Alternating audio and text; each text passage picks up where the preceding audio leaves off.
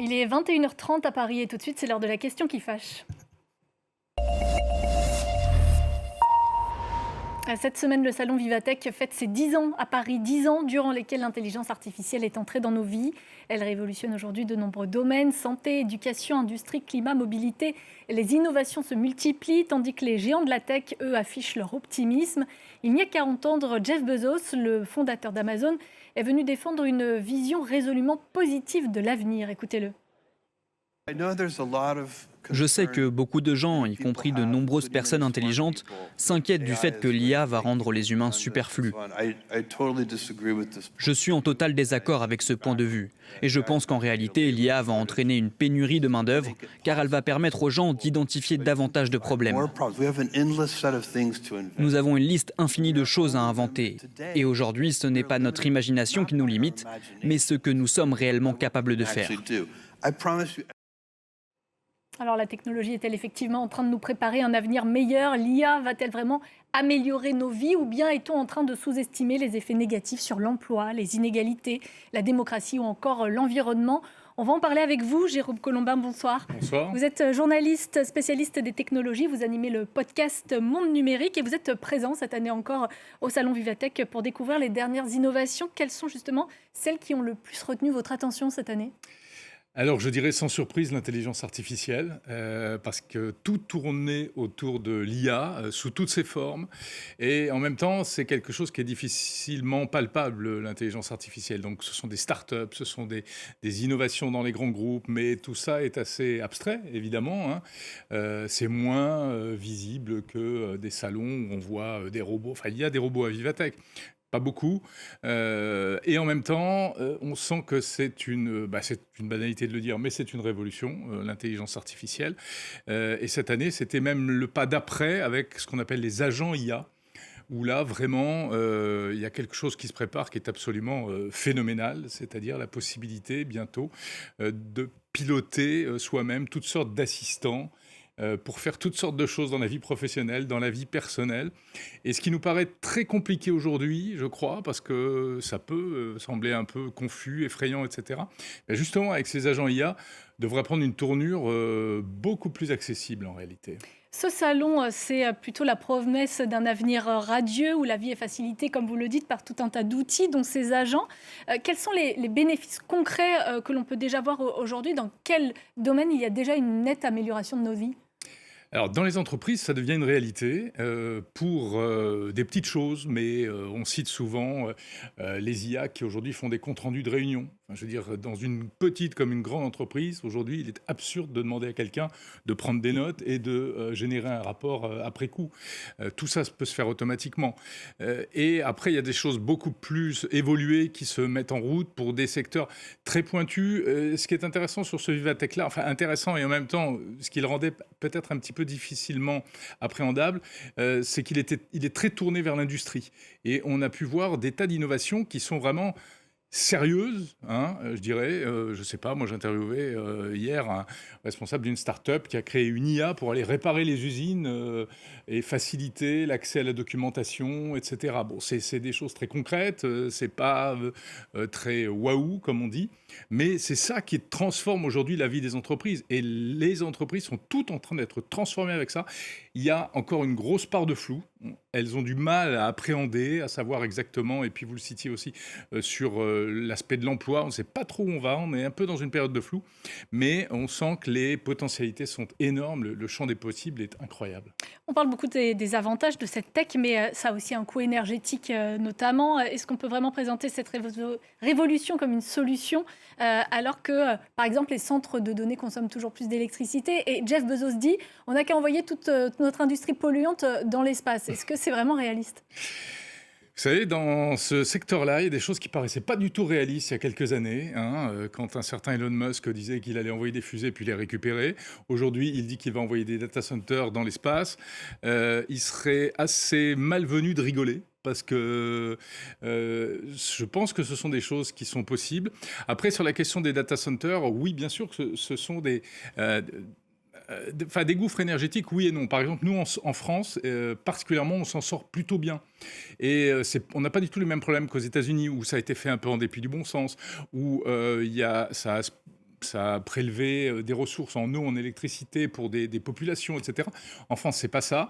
Ça se fait de manière beaucoup plus intelligente, de manière plus réglementée aussi. Et c'est pas les mêmes technologies. Et les data centers qui consomment des milliards de mètres cubes d'eau, eh bien en France, c'est pas les mêmes systèmes de refroidissement, c'est de l'eau recyclée.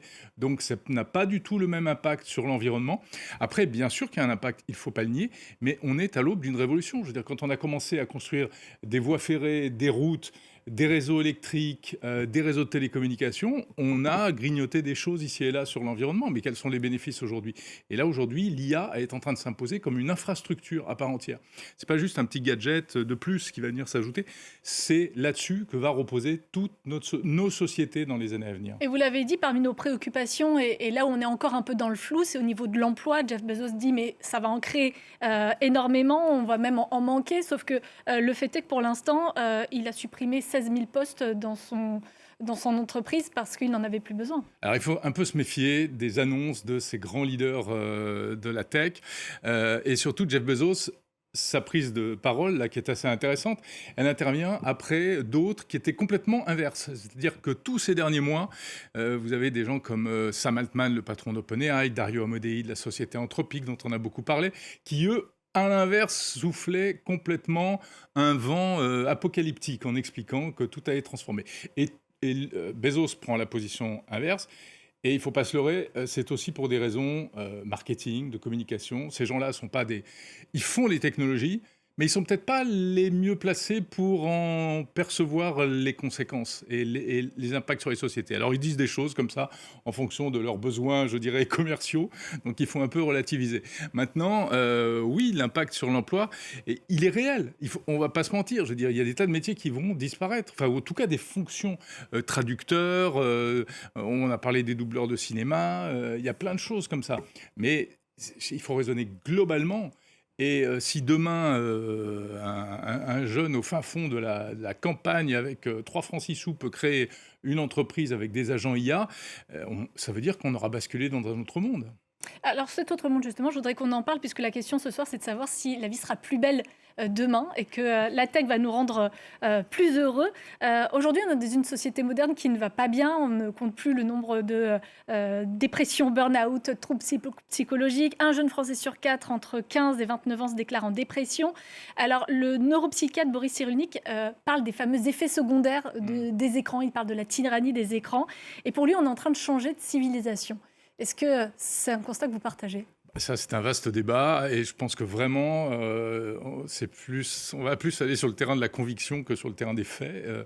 Alors oui, bien sûr, les effets que souligne Boris Cyrulnik qui sont réels, mais de là à dire qu'aujourd'hui, on vit moins bien qu'avant, moi, je fais partie de ceux qui pensent absolument le contraire. On vit 1000 fois mieux aujourd'hui qu'il y a 10, 100 ou 300 ans. À tout point de vue. Et toutes les pathologies que vous évoquez, elles sont terribles. Et peut-être qu'elles découlent un petit peu de notre monde technologique, mais elles sont aussi le reflet d'un monde où aujourd'hui, on peut tout détecter, on veut essayer de tout soigner. Voilà. Donc après, ce sont des débats qui sont un peu quasi philosophiques et on sort du domaine purement technologique. Mais c'est ça aussi la magie de la tech, c'est qu'aujourd'hui, c'est tellement fort, ça initie tous ces débats. Il y a même eu une tribune, là... récemment, qui a été signé par un certain nombre de personnes pour carrément rejeter l'intelligence artificielle générative.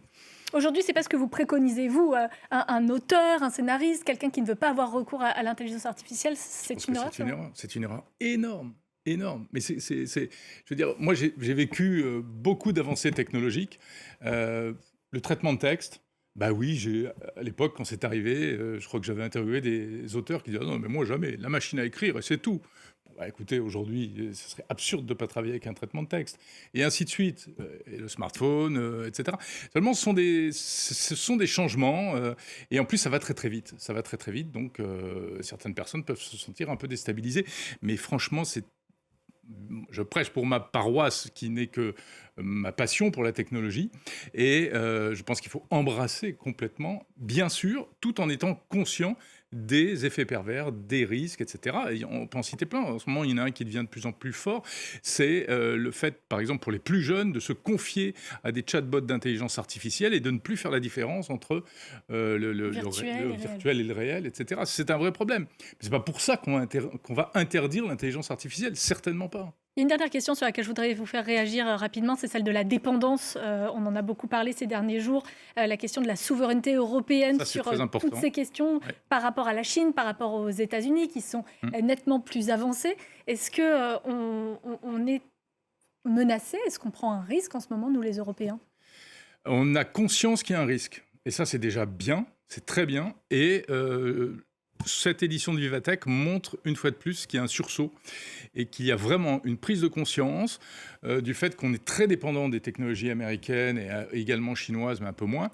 Et on veut essayer de s'en affranchir. Maintenant, le chemin est compliqué parce qu'on ne pourra absolument pas s'affranchir à 100%. Donc, il va falloir doser. Mais déjà, c'est bien parce qu'on n'est plus dans une logique de pieds et poings liés. On veut développer notre IA, on veut développer nos data centers, on veut entraîner nos propres modèles d'intelligence artificielle, etc. C'est super. Ça ne remplira pas 100% des besoins, mais c'est important. Le petit effet pervers, c'est qu'on risque de se refermer sur nous-mêmes et de fermer la porte à des solutions extérieures. Moi, j'ai discuté avec des Canadiens sur un grand stand du Canada à Vivatech, qui ne sont pas un pays avec lequel on est dans de mauvaises dispositions. Je veux dire, ça se passe plutôt bien avec le Canada. Mais le Canada se voit aujourd'hui en France se fermer certaines portes en termes de débouchés économiques et pour fournir des solutions techniques, parce que la France est en train d'avoir un mouvement un peu presque radical. Il faut peut-être ça pour arriver à quelque chose de plus raisonné. Comme vous le dites, on vit une révolution. Merci beaucoup, Jérôme Colombin, d'être venu nous simplifier un peu les choses, nous expliquer un peu les choses sur le plateau de France 24. Restez avec nous dans un instant, c'est le journal de l'Afrique, présenté par Fatima Taouane.